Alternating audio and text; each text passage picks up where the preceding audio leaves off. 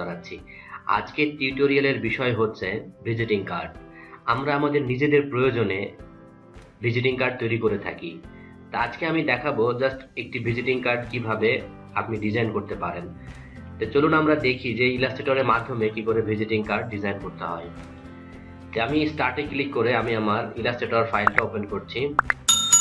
তো দর্শক, আপনাদের বলে রাখি যে ভিজিটিং কার্ডের ডিজাইনের অভাব নাই, অনেক রকমের ডিজাইন আপনি তৈরি করতে পারেন। তবে আমি আসলে আজকে দেখাবো একটা বেসিক কনসেপ্ট।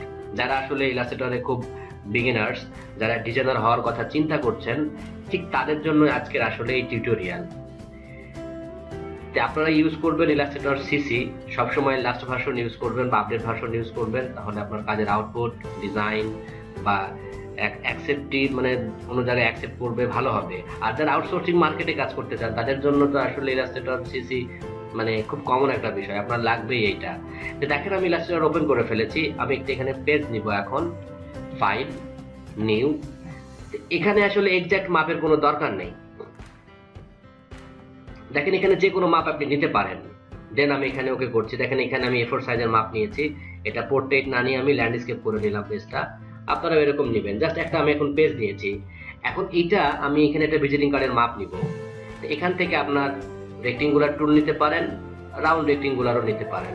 তা আমি এখানে রাউন্ড রেক্টেঙ্গুলারটা নিয়ে জাস্ট এখানে ক্লিক করলাম একবার। এখন কত ইঞ্চি বাই কত ইঞ্চি আপনি চান সেই বিষয়টা এখানে দিবেন। আচ্ছা, আমি যাচ্ছি এখানে 3.2। এক্সাক্ট আপনাকে যে মাপ দিতে চান, এক্সাক্ট আপনার যে ভিজিটিং কার্ডের মাপ সেটা আপনি এখানে দিবেন। আমি 2.5 দিচ্ছি, দেন ওকে। হ্যাঁ, আসলে এতটুকু তো ভিজিটিং কার্ড হয় না, ছোট হয়ে গেল। তাহলে আপনি আপনার ভিজিটিং কার্ডের মাপ বাড়ান। যেহেতু বাড়াবেন ট্রান্সফর্ম থেকে, এখানে আপনি দেখেন ওয়াইড কত আছে। তাহলে আমি এখানে ওয়াইড হতে বাড়া নিচ্ছি 5 ইঞ্চি নিলাম। আমি হাইট নিলাম মনে করেন 3। আমি ধরে নিচ্ছি যে এটা আমার ভিজিটিং কার্ডের এক্সাক্ট মাপ। সো এখানে দেখেন স্ট্রোক কালার আছে, বাট ফিল কালারটা হোয়াইট আছে। তাহলে আমি এখান থেকে ফিল কালার নান করে দিচ্ছি। স্ট্রোক কালার আমি একটি অন্য কোনো কালার দিচ্ছি। ওকে, আপনি চাইলে এটা সরাসরি 5/3 নিতে পারতেন। আমি আবার দেখাই, এটা ডিলিট করে দিচ্ছি। এটা সিলেক্ট করে এই যে সিলেকশন টুল, ডিলিট সিলেক্ট করলাম, করে কিবোর্ড থেকে ডিলিট। আমি এখান থেকে আবার নিচ্ছি, এখানে ক্লিক করলাম, এখানে নিলাম 5, এখানে দিলাম 3, দেন ওকে। এক্সাক্ট একটি মাপ আপনি পেয়ে গেলেন। এখন আমি চাচ্ছি যে এখান থেকে একটা আমি শেপ নিব। দেন আমি এটাকে পেন টুল বলছি। যারা ফটোশপ ভালো পারেন তারা এই পেন টুলের কাজ সম্বন্ধে বুঝবেন, এটা পাথ করার ক্ষেত্রে ব্যবহার হয়। তো পেন টুল নিয়ে আমি এখানে ক্লিক করছি। দেন আমি এখান থেকে আমি কি স্পেস বার চেপে হ্যান্ড টুল দিয়ে নিচের দিকে নিচ্ছি। দেন আমি এইখানে ক্লিক করে এইভাবে আমি সমান করে জাস্ট একটা শেপ ড্র করে নিলাম। এটা এখন আমার ফিল কালার আছে, দেখেন এটাকে ফিল। এটা ফিল থাকলে হবে না, আমাকে স্ট্রোক কালার করে নিতে হবে। তাহলে ফিল কালারকে নান করে দিব।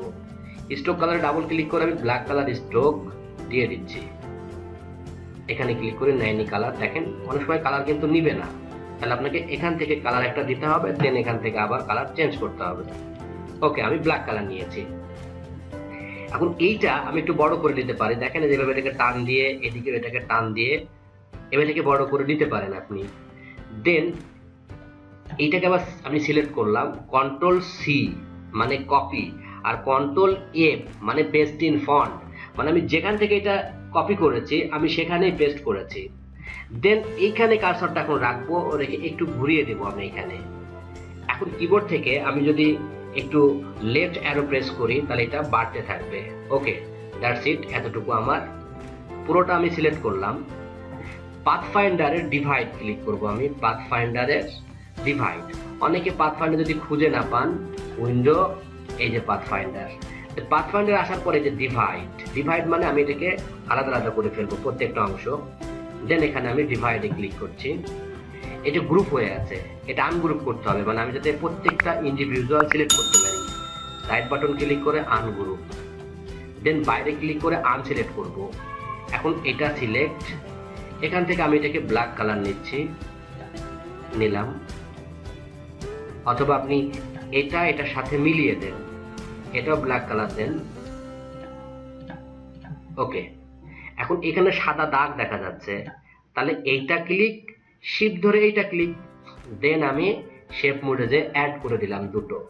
এখন কিন্তু আর দেখা যাচ্ছে না। সো এটা ক্লিক করে অন্য একটি কালার দিচ্ছি। আচ্ছা আমি রেডই কালার দিচ্ছি এখান থেকে, রেড কালার। এটা সিলেক্ট করে আমি অ্যাশ কালার দিচ্ছি এখান থেকে। ওকে, আমার ডিজাইনের একটা দেখেন শেপ চলে আসছে ভিজিটিং কার্ডের। এখন আমি চাচ্ছি কি এটা পুরোটা লক করে ফেলবো যাতে এখান থেকে সরে না যায়। পুরোটা সিলেক্ট, Ctrl+2। ওকে, Ctrl+2 নেওয়ার পরে এখন এটা একটু খেয়াল করতে পারেন যে আসলে আপনি কি পর্যন্ত এটা আপনি লেখা রাখতে পারেন, মাপ নিতে পারেন। আমি নিচ্ছি আবার এখান থেকে ক্লিক করলাম, এখানে আমি হাফ ইঞ্চি নেব। দেখেন 4.5 আর এখানে নিব আমি 2.5, দেন ওকে। আচ্ছা এটা আমি গ্রুপ করেছিলাম, এটা আনগ্রুপ করি, Ctrl+Alt+2। এটা পুরোটা সিলেক্ট করে আমি গ্রুপ বানাই, রাইট বাটন ক্লিক করে গ্রুপ। এখন আমি এটাকে পুরোটা সিলেক্ট, অ্যালিগমেন্ট থেকে এটা, দেন এটা। দেখেন এটা অনেক বেশি বড় হয়ে গেছে। আমি চাইলে এটা অন্য কোনো কালার নিয়েও এটাকে দেখাতে পারি। স্ট্রোক কালার দিচ্ছি, ফিল কালার না। আচ্ছা এটা আমার একটু বড় হয়ে গেছে, আমি সিলেক্ট করে আবার সেই ট্রান্সফর্ম থেকে নিতে পারি। আচ্ছা নিলাম 4.8, 2.8, 2.8। ওকে, আমার এখন লেখা হবে এই ইয়েলো কালারের বক্সের মধ্যে। পুরোটা সিলেক্ট করে Ctrl+2, এখানে আমি টেক্সট টুল ক্লিক করছি, টেক্সট টুল। দেন আমি এখানে হোয়াইট কালার দিচ্ছি বা ইয়েলো কালার যাই দিলাম, দেন এখানে ক্লিক। আমি লিখছি, প্রথমে আমার নামটা আমি ক্যাপিটাল লেটারে লিখবো। এখানে একটু সিলেক্ট করেন করে এখান থেকে আমি হোয়াইট কালার দিয়েছি। আমি এখানে ডট দিয়ে লিখছি আমার নাম। ওকে, এটার ফন্টের সাইজ আসলে অনেক বড় আছে, দেখেন অনেক বড়। আসলে কত সাইজ আমি দেখবো, 12 দেওয়া আছে। এখান থেকে ফন্টের স্টাইল আপনি চেঞ্জ করতে পারবেন। আমার এইটা পছন্দ হলো। ওকে, আমি নিলাম একটা সাইজ, জুম করে দেখছি আসলে এটা আমি কত সাইজ চাই। আমি 10 সাইজ চাই, 10। ওকে, দেন আমি এটাকে উপরের দিকে নিলাম। এখান থেকে আবার এন্টার দিয়ে লিখবো আমার ডেজিগনেশন।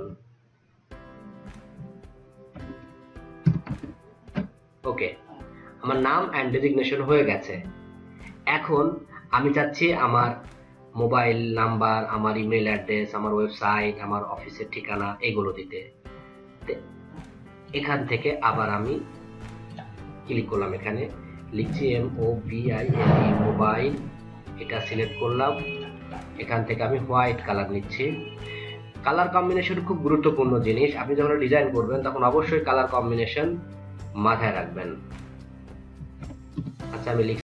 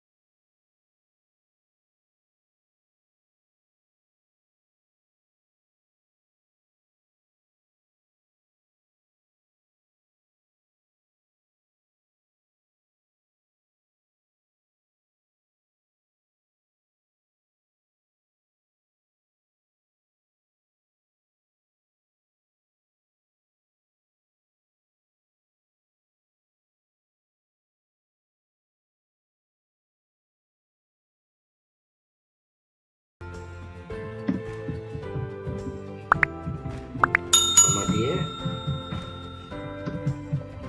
ওকে, এটা বাইরে চলে গেছে, আমি ভিতরে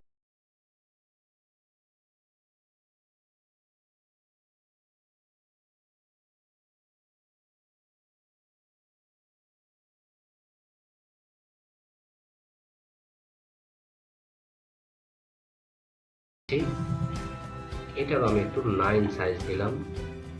আমি সরাই নিচ্ছি কিবোর্ড দিয়ে। ওকে, দেন আমি নিচ্ছি কি এখান থেকে ওয়েবসাইট। ওকে, কালার নিয়ে আমি সিলেক্ট করে কালার নিচ্ছি। ওকে, web nsit.net, এটার উপর আমি ইমেইল দিচ্ছি, email ইমেইল দিলাম info.nsit@gmail.com। এখন প্রশ্ন হচ্ছে এই লেখাগুলো, যেমন এই লেখাটা আমি একদিকে দিয়ে সাজিয়েছি, এটাও কিন্তু একদিকে দিয়ে সাজালে বেশি ভালো।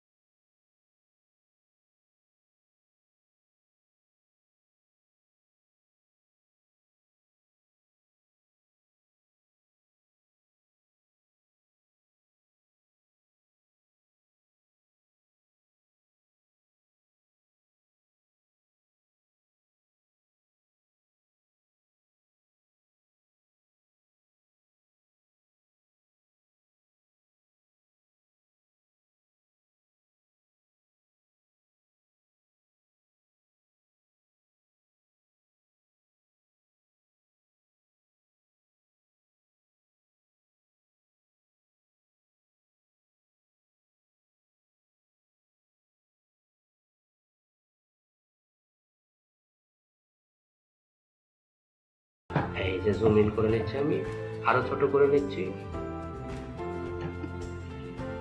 ধরেন আমি গভর্নমেন্টে চাকরি করি এরকম কিছু বোঝাচ্ছি, এটা গভর্নমেন্টের লোগো। দেন এখানে আমি কোম্পানির নাম লিখবো বা আমি যে মান্থ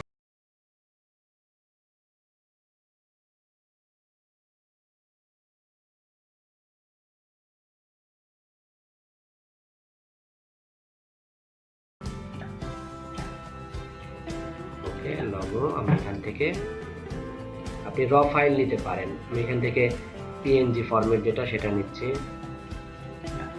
ওকে, এটা নিচ্ছি আমি, এটা আমার লোগো। ওকে, এটা আমি সিলেক্ট ছোট করে নিয়ে এখানে রাখছি, এটা ডিলিট করে দিচ্ছি।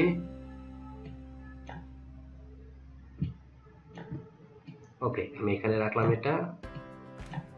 ওকে, এখন এখানে আমি একটি আমার ইনস্টিটিউটের নাম লিখবো, আমার যেটা নাম। দেন এখান থেকে আমি নিচ্ছি, ক্লিক করলাম, লিখছি New Sun Institute of IT. Then আমি এখানে এটা একটু বড় করবো, এটার ফন্টের সাইজ যাতে এটা দেখতে সুন্দর লাগে প্রপার। ওকে, আমি একটু সরাই নিচ্ছি এখান থেকে। দেন এটা কাছাকাছি নিয়ে আসলাম। ওকে, এখন আমি এখানে লিখতে পারি যে এটা আসলে কোন আন্ডারে, কারিগরি বোর্ডের অধীনে আমার ইনস্টিটিউট। সো আমি এখানে লিখতে পারি under Bangladesh technical education board. তো এই পর্যন্তই দেখেন আমি কিন্তু একটা আমার ভিজিটিং কার্ড তৈরি করে ফেলেছি। এটা সেভ করে ফেলতে চাই, আমরা আসলে কিভাবে সেভ করব, Ctrl+S, আমি ডেস্কটপে সেভ করতে চাই। এখানে লিখব BUSINE কার্ড, AI ফরম্যাট অথবা EPS ফরম্যাট, দুটো যে কোনোটা করতে পারেন। AI হচ্ছে Adobe Illustrator, EPS হচ্ছে আরেকটি ফরম্যাট। আমি AI ফরম্যাটে সেভ করছি, সেভ। দেন ওকে, এখন প্রশ্ন হচ্ছে ওকে করার আগে, ওকে করলে তো এটা এই যে সিসি ভার্সনে সেভ হবে। মনে করেন আপনি এটা এখন করবেন, প্রেসে পাঠাবেন, তো প্রেসে পাঠালে কিন্তু অনেক সময় অনেক প্রেস সিসি ইউজ করে না, তাহলে এখান থেকে আপনি নর্মাল ভার্সন 9, 10 দিয়ে দিতে পারেন। তাহলে কিন্তু এটা যে কোনো প্রেসে আপনার কি হবে, আপনি কাজে লাগাতে পারবেন। তো দর্শক ভালো করে দেখেন এই ভিজিটিং কার্ডটা, জাস্ট একটা বেসিক কনসেপ্ট দিয়েছি যে ভিজিটিং কার্ড আপনি কিভাবে ডিজাইন করতে পারেন। হয়তো আপনি আপনার এরকম না, আপনি এইভাবে অনেক ডিজাইন টিউটোরিয়াল পাবেন ইউটিউবে, অনলাইনে দেখবেন, দেখে একটা ডিজাইন তৈরি করেন বা শিখেন কাজগুলো। এটা আসলে আউটসোর্সিং মার্কেট না, নিজের বাস্তব লাইফেও কিন্তু অনেক ভিজিটিং কার্ডের প্রয়োজন হয়, সেগুলো নিজেরা বানাতে পারবেন। দর্শক ভালো থাকবেন সবাই। আমার ভিডিও যদি ভালো লাগে অবশ্যই লাইক করবেন, কমেন্টস করবেন, জানাবেন আপনাদের মতামত, আমি যাতে আপনাদের মতামতের উপরে ডিপেন্ড করে আরও অনেক ভিডিও বা অনেক ভালো টিউটোরিয়াল দিতে পারি, যাতে আপনারা আমার ইনস্টিটিউটে অনেকে আসতে পারছেন না, হয়তো আমার এই ভিডিওগুলো দেখে আপনি আপনার স্কিল ডেভেলপ করতে পারবেন। তো দর্শক ভালো থাকবেন সবাই। আর আমার চ্যানেলে যদি আপনি আজকে প্রথম ঢুকে থাকেন তাহলে অবশ্যই আমার চ্যানেলটি কি করবেন,